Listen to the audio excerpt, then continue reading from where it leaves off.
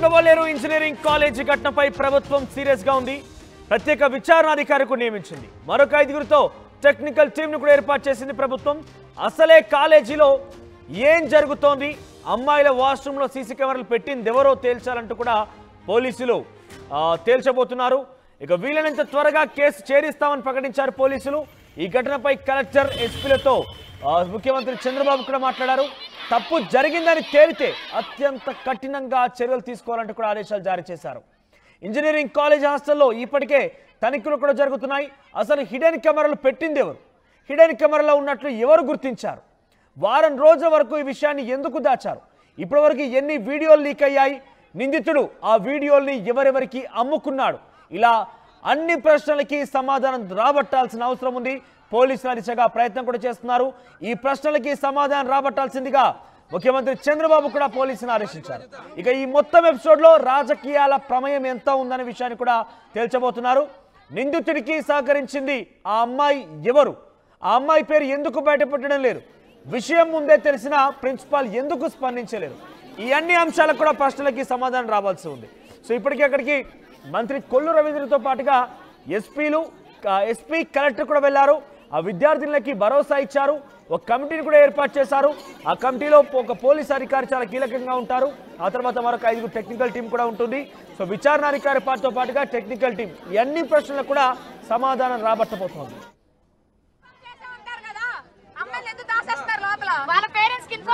అనేది ఎంతవరకు ధర్మం మీరు ఆలోచించారు. మాది బాధ్యత.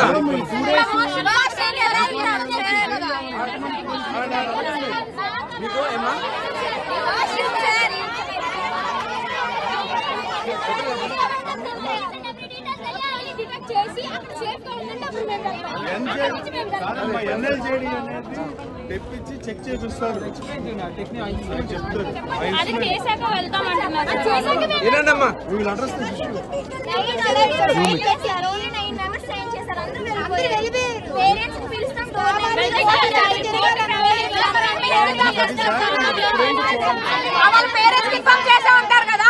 అమ్మాయిలు ఎందుకు దాసేస్తారు లోపల? వాళ్ళ పేరెంట్స్ కి ఇన్ఫార్మ్ చేయలేదా సార్? ఇంత జరిగినా సరే కూడా వాళ్ళు రావాలి కదా. ఏదన్నా కూడా మీరు రిటర్న్ గా ఇచ్చిన వల్ల ఏదైనా ప్రూఫ్ అవన్నీ కూడా గోప్యంగా అట్టు.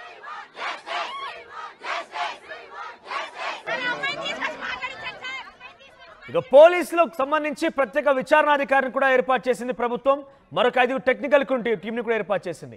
వారం రోజులుగా విషయం తెర మీదకి వచ్చిన ప్రిన్సిపాల్ కానీ యాజమాన్యం కానీ ఎందుకు స్పందించడం లేదు, ఎందుకు ఈ యొక్క విషయాన్ని గోప్యంగా ఉంచుతోంది, రాజకీయాల ప్రమేయం ఎంత, ఈ విద్యార్థుల యొక్క ఆరోపణలో వాస్తవం ఎంత, ఎక్కడ సీసీ కెమెరాలు బంధించారు, ఆ సీసీ కెమెరాలు పెట్టినటువంటి ఆ అమ్మాయి ఎవరు, ఈ అన్ని విషయాలకు కూడా విచారణాధికారి సమాధానాలు రాబట్టబోతున్నారు.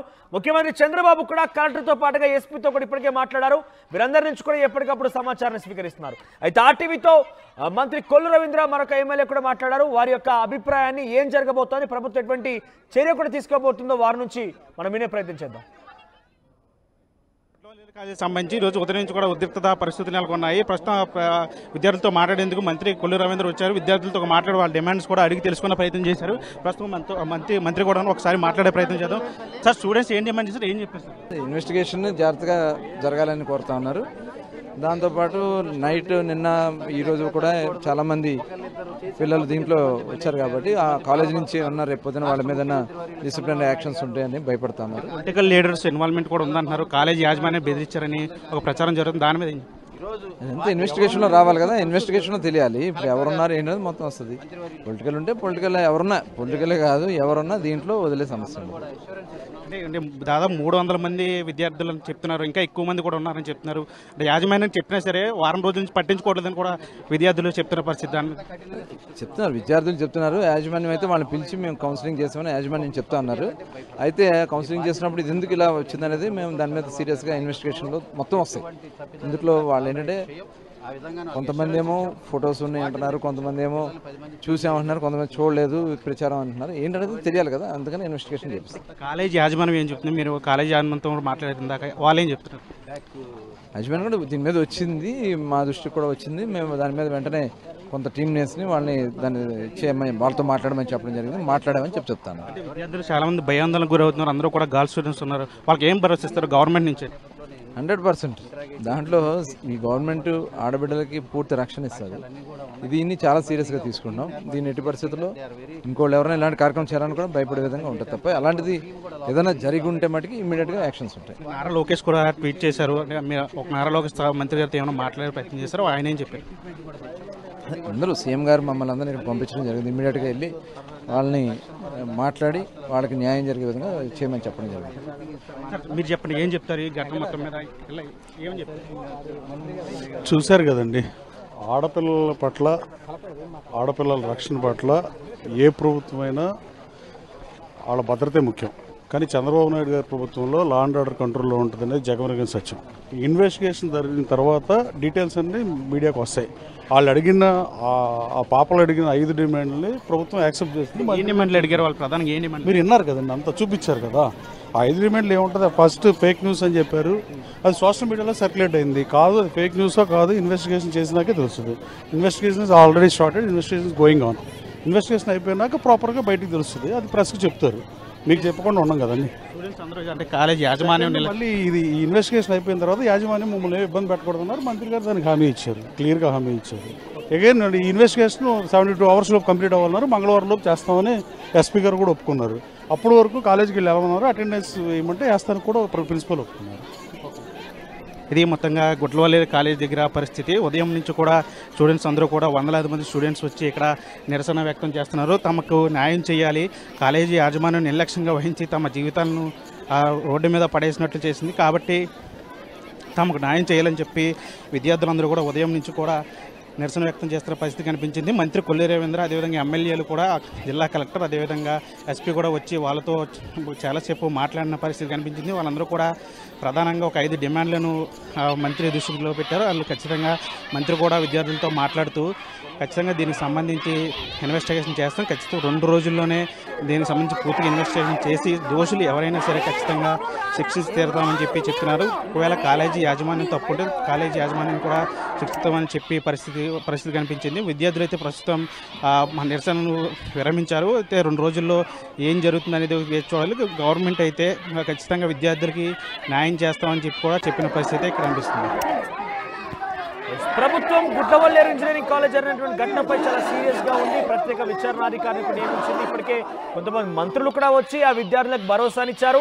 మీ డిమాండ్లు ఏవైతే ఉన్నాయో ఇది ఫేక్ ప్రచారం అంటూ సోషల్ మీడియా జరిగిన ప్రచారానికి వాస్తవాలను పూర్తిగా విచారణలో చేపడతామంటూ చెప్తున్నారు. ముఖ్యంగా ఆ యాజమాన్యం ఎవరైతే విద్యార్థులు ధర్నా చేపడుతున్నారో అక్కడ నిరసన వ్యక్తం చేస్తున్న వారిపై ఎటువంటి చర్యలు తీసుకోకుండా ఉండే రకంగా ఆ యాజమాన్యాన్ని కూడా వారించాల్సిందిగా ఆ విద్యార్థులు డిమాండ్ చేశారు. మరీ ముఖ్యంగా ఆ వీడియోలన్నింటి కూడా ఎక్కడున్నా వారంటి కూడా కిల్ చేయాల్సిందిగా, డిస్ట్రాయ్ చేయాల్సిందిగా డిమాండ్ చేస్తున్నారు.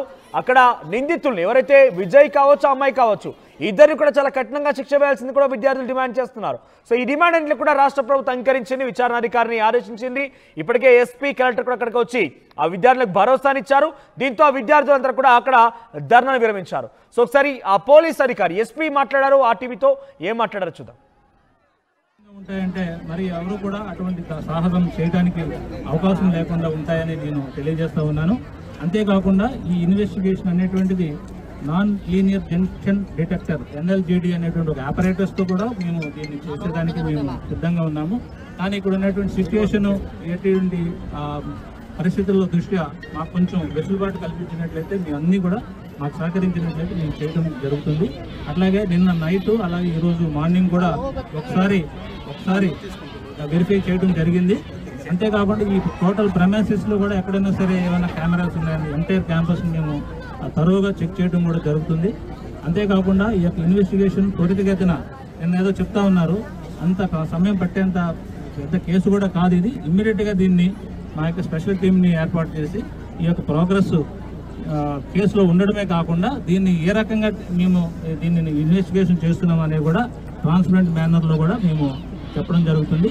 మీలో ఎవరైనా సరే మేము స్వయంగా ఈ యొక్క హిడెన్ కెమెరా కానీ లేదా దీన్ని చూసాము అని అంటే ఇప్పుడే స్వయంగా ముందుకు రావచ్చు. నేను అది చూశాను అని అంటే మాత్రం మీకు అది అది చెప్పండి, మేము అంత నోట్ చేసుకుంటాము. ఎవరికో అవార్డెన్ గారికి చెప్పారంటారో వాళ్ళని కూడా మేము ఎగ్జామిన్ చేస్తాము. అంతేకాకుండా ఈ కేసుని ఇమ్మీడియట్గా ప్రోగ్రెస్ కూడా మీ అందరికీ కూడా చెప్పడం జరుగుతుంది. రాష్ట్ర ప్రభుత్వం దీన్ని ప్రత్యేకమైనటువంటి శ్రద్ధతో ఇమ్మీడియట్గా టేకప్ చేసి నన్ను, కలెక్టర్ గారిని, అలాగే మినిస్టర్ గారు కూడా, అలాగే ఎమ్మెల్యే గారు, అలాగే వెంకటేశ్వర గారు వీళ్ళందరూ కూడా వచ్చారు. ఇదంతా కూడా మీ యొక్క కాన్ఫిడెన్స్ని బిల్డ్ చేసేదానికి మేము మీ పక్క ఉన్నాము. ఏదన్నా అన్యాయం జరిగితే మీ అందరూ కూడా న్యాయం జరిగేదానికోసమే మేము ఇక్కడ ఉన్నాము. నాకు కూడా ఆడపిల్లలే, ఈ వయసు ఉన్న వాళ్ళే, కాబట్టి మీరేమీ సందేహపడద్దు. నేను ఎట్లా రియాక్ట్ అవుతానో ఇక్కడికి వచ్చినటువంటి వీళ్ళందరికీ తెలుసు. నేను ఏదైనా ఒక ఉమెన్ ఇష్యూ ఏదైనా వస్తే నేను ఎంత త్వరితగతిన రియాక్ట్ అవుతాను అనేది ఇక్కడ ఉన్న ఎవరైతే వచ్చారో ఈ బీజేపీ మోర్చా వీళ్ళందరికీ కూడా తెలుసు. మీ అందరికీ కూడా న్యాయం జరుగుతుందని, 100% న్యాయం జరుగుతుందని, ఇక్కడ ఏ మాత్రం దాపరికం కానీ ఏ విధమైనటువంటి ఇది కానీ లేకుండా మేము ఇన్వెస్టిగేషన్ చేస్తామని మీ అందరి ముందు ఈ యొక్క మీడియా సమక్షంలో మీ అందరూ కూడా హామీ ఇస్తున్నాము. దయచేసి మాకు ఇన్వెస్టిగేషన్ కోఆపరేట్ చేసినట్లయితే మేము దాన్ని ఇమ్మీడియట్గా చేసేదానికి అవకాశం. So thank you one and all. చాలా ఓపికతో ఉన్నారు. చాలా ఇదిగా మీరు ఉన్నటువంటి గ్రీవెన్స్ని మేము 100% అవగాహన చేసుకున్నాము. ఇది ఎక్కడ జరిగింది, ఈ యొక్క ఇన్వెస్టిగేషన్కి సంబంధించి ఈ యొక్క న్యూస్ అనేటువంటిది ఎట్లా వచ్చింది, ఎలాగ మొదలైంది అనేది కూడా కూలంకుషంగా మేము డీప్ రూట్స్తో పాటు వెళ్ళి మేము చేయడానికి సిద్ధంగా ఉన్నాం. So thank you one and all. Thank you very much.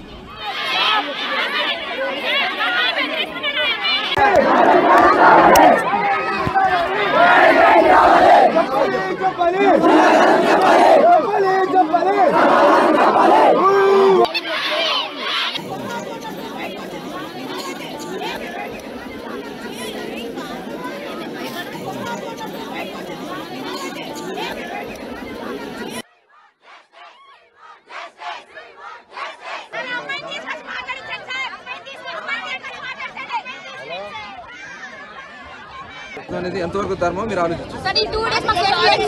మాది బాధ్యత.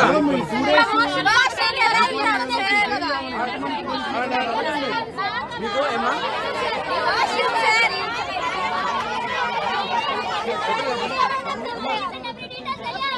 చేసి అక్కడ సేఫ్ గా ఉండండి.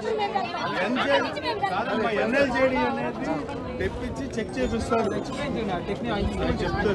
అది చేశాక వెళ్తాం అంటున్నారు. ఏనండమ్మా వీళ్ళు అడ్రస్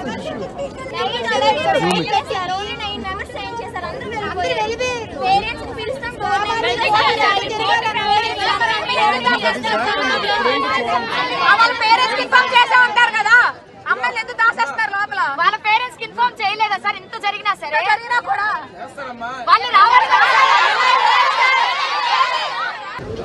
ఏదన్నా కూడా మీరు రిటర్న్గా ఇచ్చిన వల్ల ఏదైనా ప్రూఫ్ అవన్నీ కూడా గోప్యంగా అట్టు పెట్టడం జరిగింది. మేము ఇస్తాం సార్, మా 4th ఇయర్ హాస్టల్ మొత్తం ఇస్తాం సార్. ఒక్కళ్ళ కాదు, మొత్తం వస్తాం.